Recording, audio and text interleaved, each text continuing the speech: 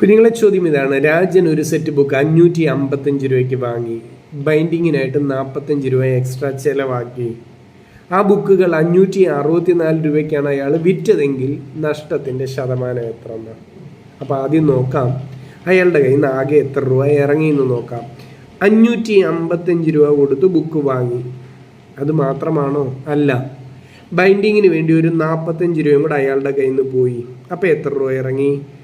555ഉം 45ഉം കൂടെ കൂട്ടിയാൽ 600 രൂപയാണ് ആ ബുക്കിൻ്റെ പുറത്ത് അയാൾ ചിലവാക്കിയത്. ഓക്കെ ആണോ? ഇനി എന്താ കഥ? ഈ 600 രൂപ വിലയുള്ള ബുക്ക് എടുത്ത് അയാൾ എത്രന് വിറ്റു? 564 വിറ്റു. എന്താ കണ്ടുപിടിക്കണ്ടേ? നഷ്ടത്തിൻ്റെ ശതമാനം. ഞാൻ സിംപ്ലി ചോദിച്ചോട്ടെ, ഇവിടുത്തെ നഷ്ടം എത്രയെന്ന് ചോദിച്ചാൽ എൻ്റെ കുഞ്ഞുങ്ങൾ എന്ത് പറയും? 600ൻ്റെ സാധനം 564 വിറ്റു എന്ന് പറഞ്ഞാൽ ഇവിടുത്തെ നഷ്ടം ഒരു 36 രൂപയുടെ നഷ്ടമാണ്. ഇവിടുത്തെ നഷ്ടം ഒരു 36 രൂപയുടെ നഷ്ടമാണ്. ഓക്കെ ആണോ? നമുക്കറിയേണ്ടത് നഷ്ടത്തിൻ്റെ ശതമാനമാണ്. അപ്പം ഇങ്ങനെ ചിന്തിച്ചാൽ മതി. 600 യഥാർത്ഥ വില. 600 ആ ബിസിനസ്സിലേക്ക് ഇറക്കി. എത്ര രൂപ നഷ്ടമായെന്ന് ചോദിച്ചാൽ 36 രൂപ നഷ്ടമായി. അപ്പോൾ 600ൽ 36 എത്ര ശതമാനം എന്ന് കണ്ടാൽ മതി. ഇതിനെ ശതമാനമാക്കാൻ എന്ത് ചെയ്താൽ മതി? ഇൻറ്റു 100 ചെയ്താൽ പോരായോ? സീറോസ് ക്യാൻസലാണ്.